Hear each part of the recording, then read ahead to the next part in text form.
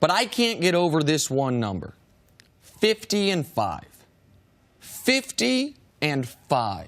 That is what the Rockets were this year with Harden, CP3, and Capella. Wow.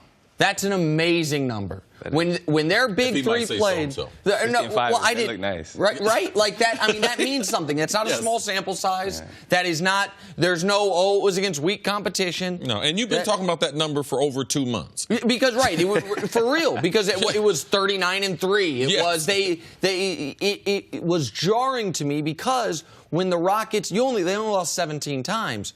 But for 12 of those losses, or actually, 14 of those losses, because the 50-5 includes the playoffs, to have come when one of those guys wasn't in the lineup, you just saw how dominant they were with their core. And the Rockets have something that the only team the Warriors have faced at this round of the playoffs ever had going for them, and that was the team that damn near beat them, Oklahoma City. They're fully healthy. The Warriors are used to, in the playoffs, getting what they got this playoffs again. Some injury luck. No Kawhi. No Boogie. They've faced the Rockets in the past when they didn't have their point guard. They faced you guys when you guys didn't have Nurkic, right? Right. Yeah. I mean, they've had a lot of good injury luck. That is not applying The here. Rockets got some of that luck in the semifinals. Absolutely with right. Utah. And what the Warriors also have never had to deal with in this entire run in any series until this one. So this ain't starting at Oracle. This isn't starting at home. And so for all those reasons, yes, I think the Rockets can beat them.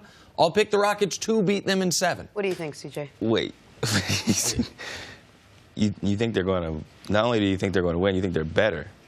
Yeah, I do. I think that go ahead. Tell me. No, I definitely think the Rockets can win. Obviously, look at the roster they put together, bringing in P.J. Tucker. I think that's going to be a big help for them because he can potentially match up with Draymond when they go small with that Hampton 5 lineup. And then you also have Mbamute, who's a really good defender. Although KD's going to get his buckets, he's going to score. He can guard him better than a chair.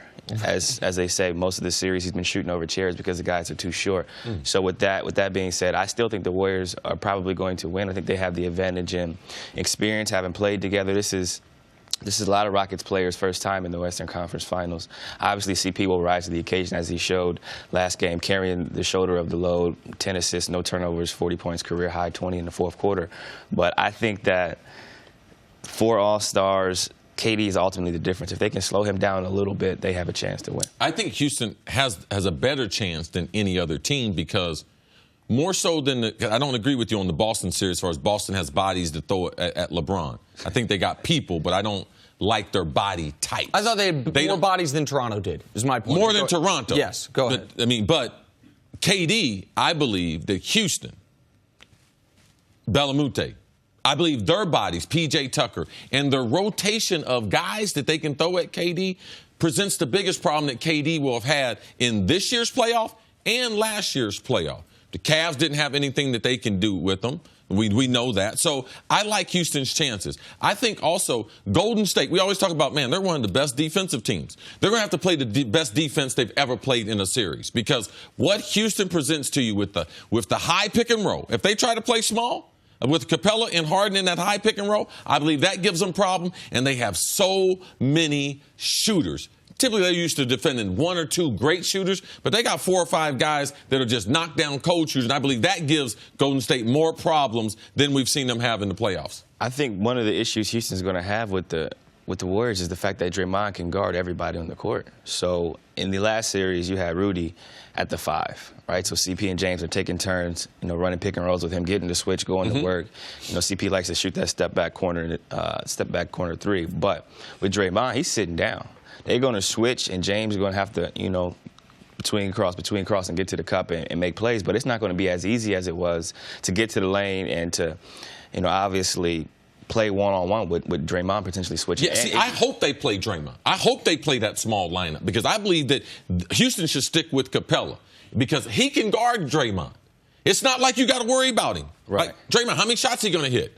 He's not going to blow past him. So I believe it plays in Houston's favor where they can play big, force Golden State to play small. I believe that's a huge advantage for the Houston Rockets. Skill-wise, it seems like you're all saying this could go 7 games. Then they match up. If both teams are healthy and both teams are playing, I think CJ's more confident in the that Warriors. The Warriors can finish it up. But my question to you is that because of that one thing you brought up, which is experience, which is normally not that tangible thing that we like to talk about, but you said, hey, they've got the experience. How much does that really factor in here when you're talking about the conference finals, a team that's won 65 games? Are they really at a disadvantage with that? I don't necessarily think they're in a disadvantage because these are elite players. James is an elite player, probably going to win MVP this season. CP is an elite player who understands the game and how to manipulate certain situations. But with that being said, the Warriors have play calls for days out of timeouts. They know what to run down the stretch. They know how to get advantages in terms of running a pick and roll with Steph and KD, which is very hard to guard because once you get a smaller guy on KD, it's curtains down the stretch. So with that being said, I just think that with the execution standpoint and the way the Warriors score is completely different than the Rockets. There's movement without the ball. There's cutting, playing off the split post. So it's not just guarding somebody one-on-one, which you can do in this league. It's understanding that there's going to be movement, and Steph and them can play one-on-one, shoot threes off the dribble. And that changes the entire dynamic because they have to work on both sides of the ball. Question for you. Does Houston and what they're going to have to do and the different looks, and no one plays basketball like Golden State offensively, do you think that affects Houston and their ability to play what we see? Nick, you said their offense is the most efficient that we've seen? Well, yeah, they were. At the tail end of the year, it tailed off. But at one point, they had the highest scoring offense per 100 possessions in the history of the NBA. Ended up being about 5th. But this Golden State team ended up being about 9th. Right. Do you think them playing defense affects that? I think they can play defense. The only thing you fear with this series, obviously stretching out, there's a lot of days to rest in between, is the fact that, James and CP are going to have to score 25 to 30. Each night. Yes. Or get contributions from Trev, from, as you said before, Clint Capella, who reportedly the Phoenix Suns offered a max, so cha-ching. But I think it's going to be interesting to see, can they still score 25 to 30 while chasing those guys around? Or does Houston Rockets use mix and match? So you allow James to kind of rest on defense. Well, that's where, by the way, I mentioned Klay Thompson potentially being the X factor in this series. Right. I think Steph's going to get his. I think KD's going to get his.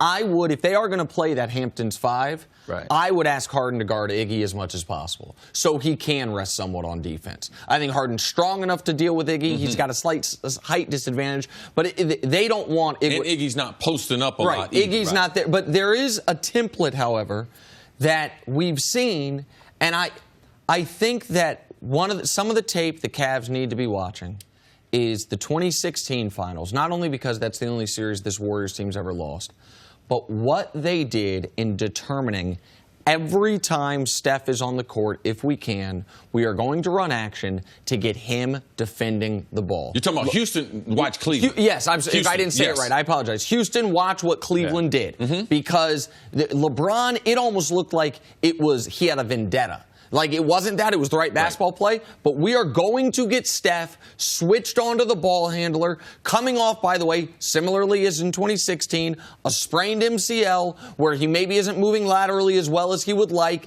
and we are going to make him defend. We are going to exhaust him, and we are going to make, this, you and Steph are about the same size. Do I have that right? I'm probably a little taller, probably weigh a little bit more. Oh, right. But so he's not drastically, obviously. But he's not drastically. People think Steph's this tiny guy. No, he's not. Steph's 6'3", you know what I mean? He's a little bit smaller than you.